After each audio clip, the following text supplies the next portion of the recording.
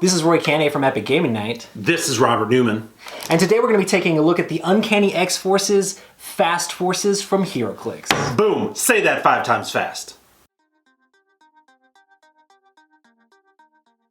Heroclix is a superhero-themed miniatures game where 2 players build teams of superheroes to fight off head-to-head.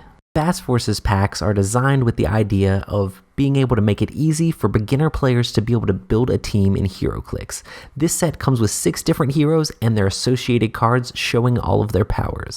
You have Deadpool, who's able to sneak up on opponents, perplex them, and use his blades to chop them up. You have Cable, who's good at range combat. He can run up and shoot people and also use telekinesis and phasing.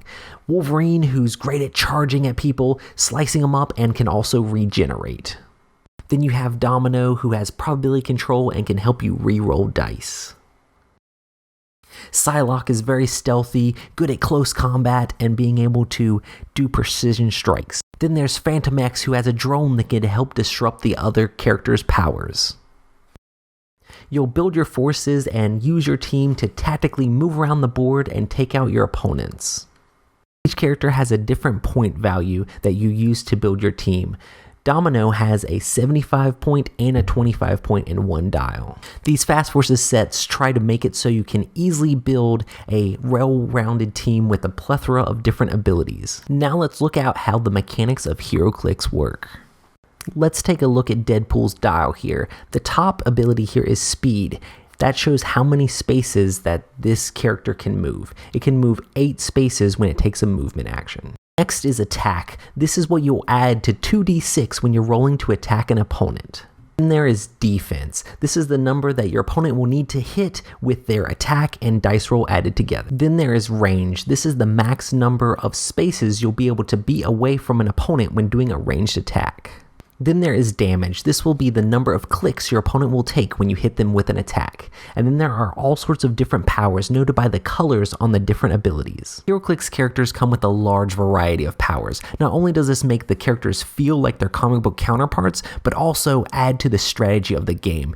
Figuring out how to best utilize your powers and building a team with the right variety of powers to min-max your character's strengths and weaknesses are what makes Heroclix great. It's also a stumbling block to figure out how to learn all the different characters and powers in the game, and can seem like a daunting task, but it's definitely very rewarding. Now let's take a look at how basic combat works. For example, we have Wolverine about to attack Deadpool. Wolverine's attack is 11 and Deadpool's defense is 16, so he will need to roll at least a 5 to hit. Wolverine rolls 2d6 trying to get at least 5, and it looks like he's done it.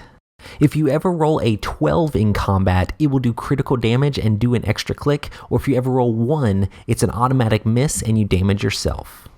Whenever an attack hits, your opponent will take clicks of damage equal to the number of damage on your character. As a character takes damage, it can change their stats and their powers. So as the game progresses, your characters will change their abilities. If a character takes enough damage, it'll be knocked out and removed from the game. Players will go back and forth taking turns until all of one player's characters are knocked out. Then you'll know who has the best tactics and the best team in this game of head-to-head heroic combat. So this Fast Forces pack is definitely very interesting. It just only comes with the 6 characters and the cards for it, so it doesn't come with the maps and stuff like that, but it's a pretty cool little way to get a army or a unit for the game where you can play. I've been playing Heroclix for 15 years off and on with long stretches of not playing it. This is the first time I've played it in a long time, but it's definitely an interesting game, especially if you want heroes against heroes. Oh yeah. This was your first time playing the game. Yeah, I've been playing for 15 minutes. I actually really enjoyed it. It's almost making me a little upset. I was telling you because I was like, why have I not heard about this before? But Heroclix it's a lot of fun, and I love the idea that there's also Lord of the Rings and X-Men and superheroes and a bunch of other different licensing things and Teenage Mutant Ninja Turtles. They're all part of this, and so this is not going to be good for my wallet. Yeah, I mean, it's a collectible game, but one of the things I think you can definitely play it casually and just get a few clicks and like either split up the forces that one player has and just play around with them. One thing that I've done a lot with this game is we have like piles of the Heroclix all around, and we just take turns drafting the different Heroclix and playing with whatever we want. So that way you don't have to get a friend to like buy into the game or whatever. You can just play with whatever one player has. Oh yeah. It's pretty cool. This doesn't come with everything you need to play the game. You do need to get a starter set to be able to play the game, so you have maps and the dice and all the rule books and things like that. This is a cool entry point into the game, and I think it's a lot of fun, especially if you're into the superhero genre, and it's a game that's been around forever that I just feel like it's flown under the radar. Yes, and I will also say if you get this set and you are playing with friends, make sure you pick Cable on your team because Cable is absolutely amazing. I would say out of this set, he's probably my favorite character. Now, granted, these are the only people I've ever played with. Right. I wanted to pick Wolverine, but I was like, man, let me just do the whole Deadpool 2 team. And so I did Deadpool and Domino and Cable, and I am so glad I picked Cable. Beast mode, all the abilities that the guys have as well, just the different... What did you think about that? Because the base part of the game is pretty simple. You're just rolling dice and moving guys around, but then you add in the plethora of special abilities, and there's a lot. What do you think about the difficulty of being able to get into that? I play a lot of games, so it may be different for somebody who's brand new to board games or something like that. It didn't take me too long to get into it, but I like the abilities because the abilities also made sense for their character. For example, Wolverine had an ability where he could regenerate himself. And he also could do a supercharge where he could attack with his claws of fury and stuff like that. So that made sense. Cable is from the future. He's a futuristic soldier, so he had abilities where he could run and shoot at the same time, and he could also like walk through certain objects from his future ability, and he had an expert shot, which makes sense for Cable. And so like it made sense. I think it's fantastic because you could play it normally without doing their abilities if you really wanted to. Like if you're trying to teach like young kids or something. I've actually taught my 4-year-old how to play the game, and we play without using any of the special abilities, and we just roll the dice and move around. And it's a good way to teach him how to like count the pips on the dice with numbers and like learning how to take turns and move different spaces. So that's been a lot of fun, and he really wanted to play with us while we were playing. Yeah, he got a little mad.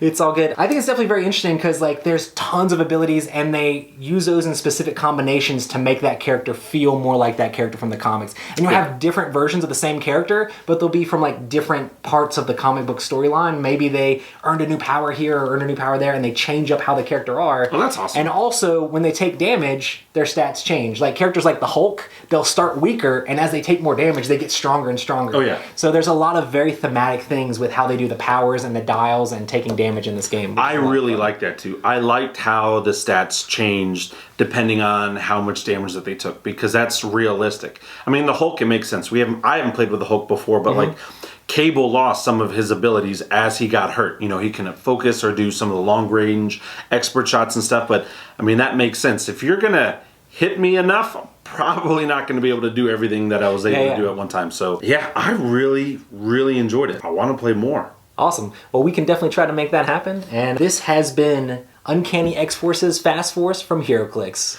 Uncanny Fast Force, X-Force, Fast Forces, Hero...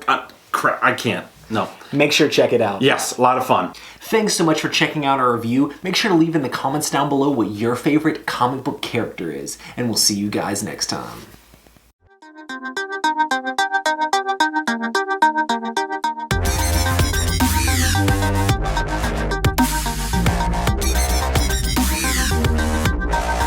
For watching the Dice Tower videos. Find more great videos and reviews as well as our top-rated audio podcast at Dicetower.com. You can also find other great shows at Dicetowernetwork.com. I'm Eric Summerer, and you've been watching The Dice Tower. The Dice Tower is sponsored by Cool Stuff Inc., where you can find great games for great prices. Cool stuff in stock. Check them out at CoolStuffInc.com.